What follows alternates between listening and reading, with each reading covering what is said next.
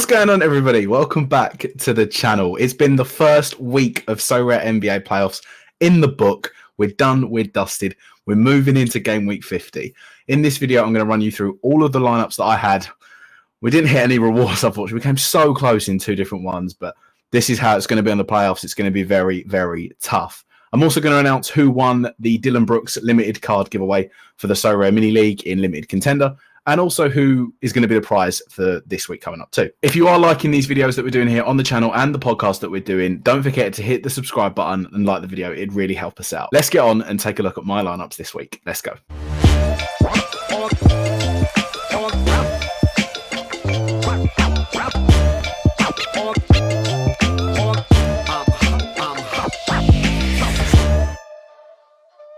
Right then, so there's 203 of you now in the Swingman SORARE Society League. It's great to see this many people involved. If you're not involved already, there will be a link in the description. Get involved in the mini league. We want to get this as big as possible.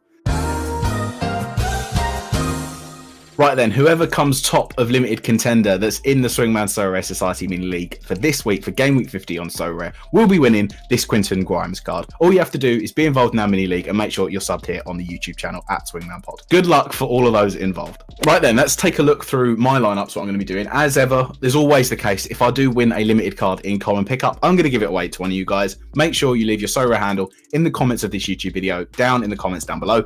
And let me think. I want to know, what was your biggest surprise of the first round of the playoffs, like the first games that we've had of this series, of all of the starter ones? What was your biggest surprise from game one? I want the biggest takeaway. The lineup I'm putting forward to hopefully win a reward, bearing in mind, Joel Embiid MVP, no doubt in me whatsoever. I could go for Jokic. I just think Embiid's going to have a bigger presence in these games. From what we watch, and whenever this is the case, and I know that some guys obviously aren't massively into the NBA and they just love SORARE, or it could be the other way around and you're massively into the NBA and you're new to SORARE. From what I get and the vibes that I'm getting, let me just remove that down so you can see me a bit clearer. When I've been watching these, I normally wait for the first couple of games on a series anyway, particularly the first game mainly, just so you get more of an understanding on what players' roles are going to be, what their minutes are, how deep are the coaches going to go on their benches, so on and so forth. That's what you sort of want to understand. There's going to be a lot of guys out there that will get good minutes, but will be out there for pure cardio. And the more MVP guys and these sort of big role players on their teams are going to see silly usage rates. Now, what I took away from the Nuggets Timberwolves is that this is going to be a 4 or 5 game series. Very similar in terms of the Embiid in the Philly-Brooklyn game. I just feel that Embiid is a bit more, he is the main guy. Jokic totally is as well for the Nuggets, but as an MVP choice, I would have gone Giannis, there's no doubt, but obviously with his injury. There's scope to go Jimmy Butler as well, because he's just been Jimmy Buckets in the playoffs is Jimmy Buckets. That's who he is. But I'm going to go for Joel Embiid. This then allows me to get LeBron. LeBron didn't have a sort of... What's going on my internet here? Approximately 10 hours later. Internet went down again. LeBron James didn't have a quintessential LeBron James game in the playoffs yet. Had a few blocks, silly thing that he does, but that game against the Grizzlies was good. It's going to be close. I just feel that there's going to be a game in him, maybe the second game, maybe the third. I do sort of still really like him at 42. LeBron's easily going to push 50 in these games. I could maybe bump up to a Jimmy here. I do have the capacity. But at the minute, I'm going to stick with LeBron James. Chris Middleton, if Giannis isn't down and he's not playing in either of these Heat games, Chris Middleton at 33 becomes a ridiculous steal. His usage rate is going to be the most on the team, coupled with Drew Holiday. I don't like Brook Lopez in this series at the moment. He didn't fill me with much hope in that first game in any case. Neither did Bam Adebayo, if I'm being completely honest, at this sort of point. MPJ, there's scope, but he's just literally a shooter for it. And I think that the Nuggets are going to end up blowing away the Timberwolves in quite a few of these games. And if they're up by 20, they're going to rest MPJ because they're not going to want to take any stresses with his injury concerns. The last two guys I'm going to pick in this is going to be Andrew Wiggins and GP2. GP2 primarily because he's going to get a lot of usage rate coming through at the 14 mark. Andrew Wiggins as well, 28, is still quite low for him, I would say. He got 35 and he was coming off of the bench on a second unit rotation. He'll slowly be eased back into that starting 5 lineup and that main 5 guys. He did play quite a lot as on-ball defense on De'Aaron Fox for the majority of the time. Obviously, De'Aaron Fox in the fourth quarter came up clutch, but I'm going to roll with with Andrew Wiggins, for this lineup. So I really like this as a pick. I like GP2 at the 14 mark this one. I do like Terrence Mann as well. There's not many I love. I don't like Javon Carter, even though I own him in rare. Don't like Taurean Prince. Don't like Roko. Grant Williams got no minutes. He was a coach's DMP.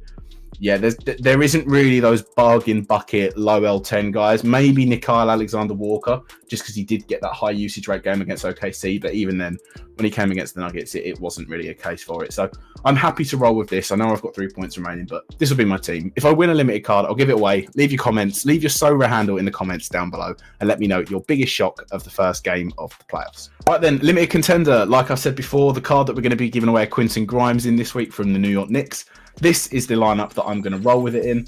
We've got an Aaron Gordon at 29 of L2, Jordan Poole at 32 L10. Did I say an L2 then for Aaron Gordon? I meant L10. 29 for him, Jordan Poole at 32. I know he's questionable for the first game against the Kings, but I'd be very surprised if he doesn't play in 2 of these games at least. DeAnthony Melton at 22. His usage off the bench, or his role off the bench in that first game wasn't alarming. It's sort of what DeAnthony Melton is when James Harden, Tyrese Maxey, and Tobias Harris are all playing. That's just what he is. So I've got to accept that. I can see a scope in which if Brooklyn are down by 20-30, DeAnthony Melton might get an increased role, but I also think he would just be pulled out altogether. Terrence Mann at 15. He got good minutes, I'd say, in the rotation. Obviously, when Paul George is not there right now, didn't do too badly in terms of...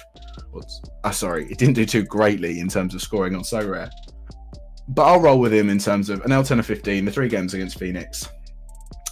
If Russell Westbrook's not feeling it for one of these games, or if Kawhi isn't feeling it particularly, the trickle down on usage rate will fall to Terrence Mann at some point. 15, there's scope for him to get in the high 20s. We'll wait and see. I don't particularly love my limited contender sets at the moment right now, but it's what I've got and I'm going to roll with it. And then PJ Tucker at 11. I said pick up a PJ Tucker before the start. I did it in my playoff video that I made a couple weeks back explaining everything. PJ Tucker in the regular season doesn't do too much because obviously he's 37 years old now. He's not gonna run out every night in the regular season and try and deteriorate his body in that manner. But come the playoffs, we all remember that PJ Tucker is actually a really good 3-and-D player and he has a bit more to him. He showed that in the first game against Brooklyn. I wish I picked up a rare card of him. I just went for the limited version, but we'll take it in any case. It didn't help me for any rewards, but this is where we were. But yeah, actually, let me show you my is it going to show live still? Yeah, I mean, look, Rare Champion, I was 221st. I mean, in any other week, it gets you... I didn't realise that the prize pool was different. There's no tier, there's no 295. It's only to 200. So we were 1 point something points off of a reward in this. And then in Limited Contender, we was like 1 point, or we were like 2.8 points away. And that's because Sam Hauser dropped to 1 when I had Lou Dort and PJ Tucker getting massive scores. So Limited Contender was harsh. Red Champion was harsh, especially because Javon Carter got 9 under his L10. And then Rare Contender was an absolute miss. Gary Trent Jr. didn't do anything across the game against the Bulls. Sam Hauser barely got minutes. And then Brogdon and Martin just were bang average. So, yeah, it's a tough one. I still got... if we look at... How do I see it? Can I go... Is it live? In terms of the actual points scored, it might be in home. Yeah, I got 200 of the credit things for Rare Champion, which we take. I don't know how do they break down. Oh yeah, in the top 315 you get credits. So I don't know what the prices are going to be for the prizes. The prices for the prizes are going to be. We'll find that out, I'm sure, towards the back end of the NBA Finals. But I mean, if we can collate a couple of 100 points each week, we can probably snag ourselves something fairly decent, hopefully, towards the end of it. Right, we'll move on then to my limited contender lineup. That's what you're here for. Joel Embiid MVP.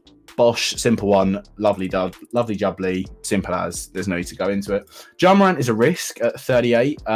Sorry, he's not a risk at 38. He's a risk on playing primarily because obviously the end of the first game against the Lakers, he hit the deck quite hard. I think the initial x-rays were negative. There was nothing necessarily wrong with them, and he might be ruled out of the game against the Lakers on Wednesday on April the 20th. I would hope he's back in time for the 23rd game, and I'd suspect that. If he doesn't get a game that goes above 38, I'd be gobsmacked. His usage rate was really strange in that game against them, but I'm going to roll with him in any case. I could slide in the Quentin Grimes here that's in the giveaway, and then obviously I'm giving it away next week, but I'd rather still roll with Ja Morant. I didn't really like Grimes' minutes in that first game. Tibbs is very well known for only playing a certain amount of guys and playing them very, very long, and he favoured RJ Barrett over Grimes in the back end of the fourth quarter, so I'm going to roll with Ja Morant in any case. Tyrese Maxey, same thing. He was really, really strong, not necessarily SORARE-wise, but he was really strong in the game against the Nets. He was very good in terms of... James Harden was fantastic in any case, but sort of taking that step up from the regular season to the playoffs. For Maxey, this was a good step in terms of the first one. At 39, it's there or thereabouts what you're probably going to expect from him on the upper end. But again, we're going to roll with him. Tobias Harris at 27, simply put, I prefer him as an option over Dylan Brooks, especially one, because I think he's a better scorer on SORARE in this fixture against the Nets rather than the Lakers. And also he's got 3 games as opposed to 2. And then Jared Vanderbilt as my utility allower, my L10 sort of budget cap option. At 16, he allows me to play these 4 guys with a perfect 0 left. I don't love him as an option. He's in that sort of role. If Anthony Davis is injured, I'm still not really loving him now. I've decided that whenever I watch the Lakers for it, it doesn't mean that if AD sits out, Vanderbilt's usage goes up. He'll project well, but it doesn't necessarily translate on the floor. If he gets over 6 points, I'd be shocked in that case. That's normally how I see it with Vanderbilt, like 6 actual points in the game, not on SORARE. If he hits 16, I'd be surprised. I think at the moment, it's really, really tough to find these low L10 guys unless you take a gamble on someone that's got a really low L10 and you think that team's going to get blown out and then they're going to get increased usage in garbage time. But for now, we'll roll with these. He's a starter of the Lakers. He's got 2 games against the Grizz. We're going to roll with him for that. Right then, for rare contender, and I know what you're thinking. You're seeing Ish Smith, and understandably so, you're now thinking, okay, I'm going to click off this video, and that's understandable. But there's method to my madness. Hear me out. If I don't play Ish Smith, I have to play a mix of Javon Carter and Sam Hauser, and then I have to downgrade all of these guys here, and then it looks really messy, or go and pick someone up. Now, like I said, I don't mind Terrence Mann this week as that sort of 15 mark, but even if I put a Terrence Mann in, I can't run 3 decent guys here. I've got to run someone else alongside Javon Carter that's mid. I'd rather play Ish Smith, and I know he got 1, and he'll only come on for garbage time minutes, and they were up by 20, and that's why he got minutes. I do think the Nuggets are going to blow out the Timberwolves in 2 of these 3 games. The Timberwolves will put up a fight in one of them, and it'll be quite close, but I think the Nuggets will run them out. There's a chance then Ish Smith gets in 5 or 10, but primarily it's because it allows me to play a Gordon, an Ayton, a Wiggins, and a Javon Carter. Javon Carter I don't love in any case. I don't think he's going to get many good sort of scoring points on SORARE-wise, but he's there as well, as I don't have the cards for rare contender for it. And I don't like picking up any of the ones yet where I feel I might get 1 or 2 games out of usage for an inflated price in the playoffs to then maybe he doesn't even score in any case. This is what I'm not a fan of. My L10s this week just haven't lined up is the issue. It is what it is. It happens. It's one of the things that you love about this game, but also that is a negative to this game on the floating caps. It's the beauty of this sort of format. It's what SORARE is. I really like Wiggins at 28 in the 3 games against the Kings. I've had a Wiggins all year.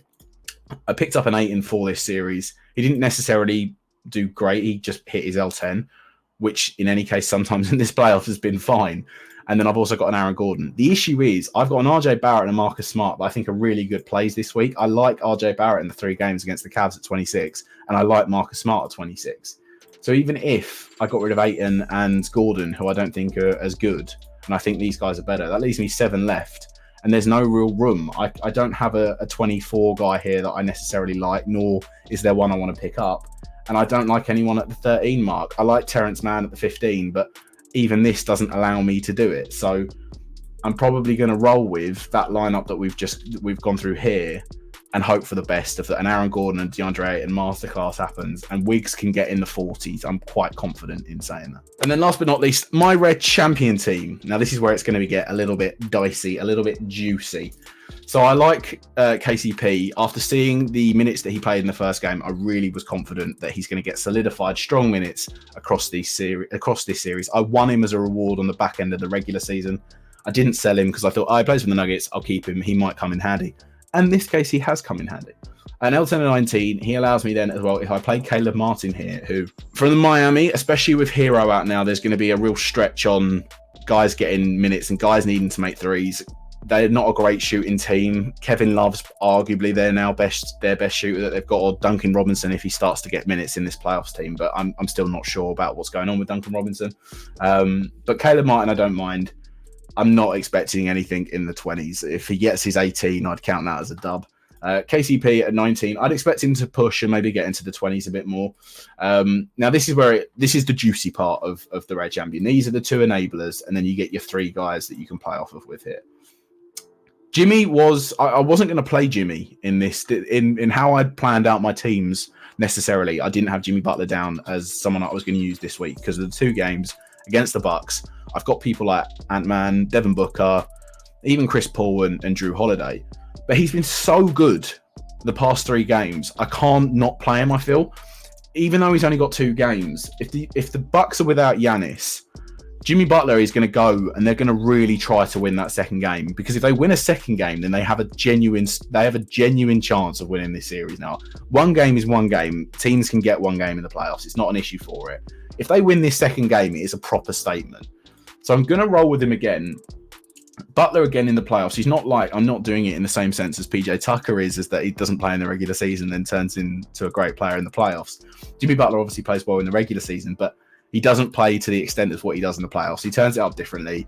He can get to the rim when he wants most of the time. And if not, he wins a foul and he'll get 2 at the line. And then obviously he's got his all-round game of his playmaking, his rebounding, and his defensive side on stealing the ball, and some blocks as well. I really like Jimmy this week for it. In this case, I can't overlook him. I think these guys probably are better, even Mikal Bridges with the 3 games against Philly. But I can't not look past the form, and I think that's something we have to play on at the moment. Jaylen Brown at 40 is someone I'm always going to play this week. 3 games against the Hawks. I think the Celtics are going to sweep them. Maybe a gentleman's sweep and it goes to 5 games. At 40, I'd expect there to be a sort of Jason Tatum night and then a Jaylen Brown night and then maybe a rest night for the both of them. And you see like a Derek White or Malcolm Brogdon take over a bit more. But I'm going to play him with this. These are the 2 then that are solidified. Now, my issue is here.